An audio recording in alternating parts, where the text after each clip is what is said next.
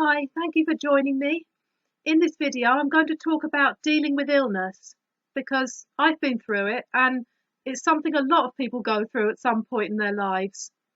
The impact of it is so big, it can shake you to your core. Whatever it is, having a serious illness is one of the most challenging and difficult things you can ever go through. Illness affects you on all levels.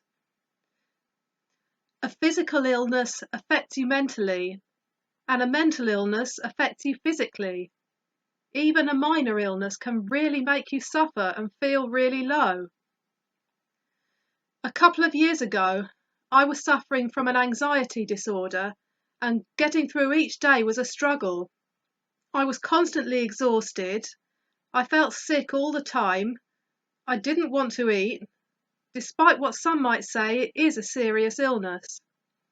When you have a more serious illness, it gets even harder because the time period usually is longer and the impact on your life is greater. First, you have to cope with being incapacitated. You're not able to do everything that you want to be doing, which is very demoralizing.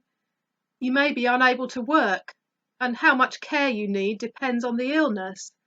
But you need more help from other people in your everyday life. So there's a loss of independence, and you can feel like you've regressed to being a child. You have to try and manage the symptoms. Being in pain, feeling unwell, exhausted, or experiencing emotional distress is very hard on your body and your mind. Then there's the treatment, and that can be just as difficult. Often it's not a quick process. It can be painful, traumatic, hard work, and have nasty side effects. Going through an illness is frightening. It takes all your energy, and as anyone who's ever been through an illness will know, it's not just the illness you have to deal with, it's other people as well, and that can be just as challenging. Other people can be many things. They can be wonderful sometimes. They can be a tower of strength and support.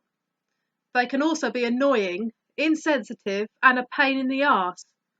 Usually most of the things they do are well intentioned, but in their trying to help, they can just make things worse because they don't have any understanding of what you're going through, and they don't think to try and imagine what it's like for the ill person or to ask them what they need. They just speak and act without thinking, which can actually cause more stress for the person. I'm lucky I've never had to be in hospital, but a lot of people have. And while it's nice to have your family and friends come and visit you, what people forget sometimes is that when you're in hospital, you're usually not feeling great. You don't tend to be in the mood for a party. Sometimes they just do things that aren't very helpful, like turning up in big groups when all you want to do is sleep, being overdramatic, arguing round your bedside. Unfortunately, other people are not always as understanding as you need them to be. When you're ill, you become very self-focused. You're less interested in other people. That's just the way it is. It really doesn't help when other people get upset with you for not being interested in them, because you're weighed down and your mind is taken up with this big thing that you have to deal with. They need to realise that and not take it personally. It's not because you don't care about them or you're just being selfish. It's because being ill is so consuming. You have very little space for anything else. Your abilities are impaired.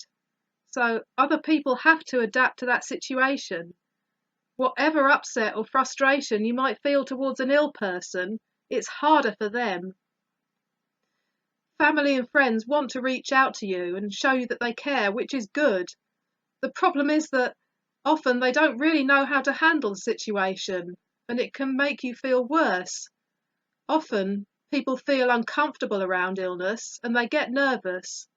When they call you or when they're with you face to face, once they've asked how you are, sometimes they don't know what to say after that and they want to relieve their discomfort. So they just say anything to fill the silence, which isn't very helpful to the person because you're thinking, just shut up. Sometimes saying nothing is okay. When you're ill, the last thing you want is constant phone calls, and people talking just to fill the air because you don't have the energy to listen to it. Sometimes all you want is someone to sit with you, watch some TV, hold your hand. You can reach out, but keep it short and keep it simple. Let them know you're there for them, but don't force them to talk. Let them come to you if they want to talk. As for what to say, just keep to the very simple things like, how are you feeling? What can I do to help? I'm here for you.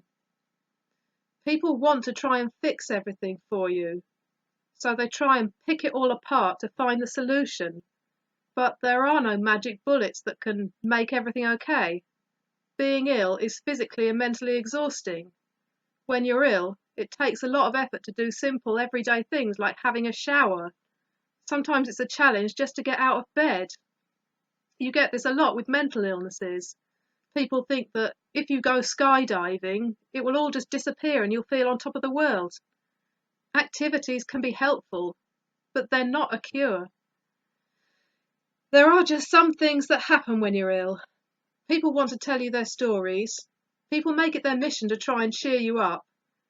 People think they're an expert on your condition because they've seen a film about it or they once knew someone who had the same thing. People want to babysit you. People get nervous and watch their words around you. People will try and give you advice. And there are just some things that people say to you when you're ill. Every illness has its own questions and statements, but there are some common ones that stretch across a lot of illnesses. You're so brave. Be strong, keep on fighting, stay positive. I knew someone who had that. Will you ever be normal, have a normal life? There's a strange fascination with illness and sex. People want to know if and how it's affected by your condition. With a mental illness, there are so many stupid and infuriating things people say. This is just some of them, and our responses even if we don't say them.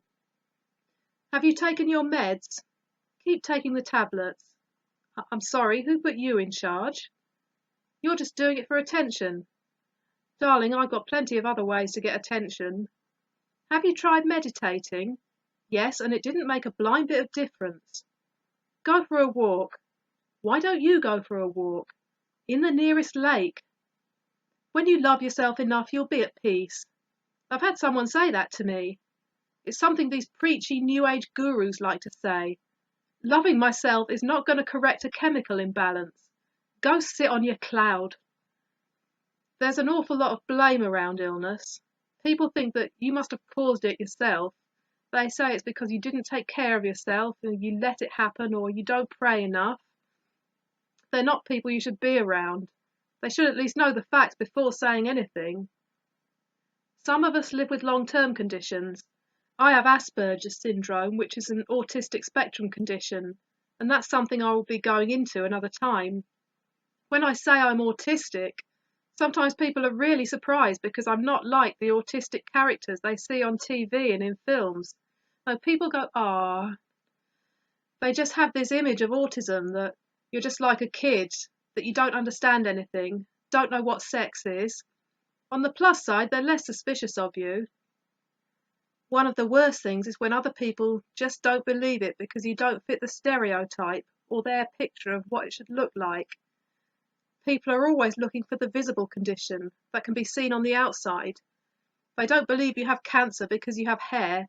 They don't believe you have a mental illness because you know whether it's night or day and you're not leaping on and off the tables.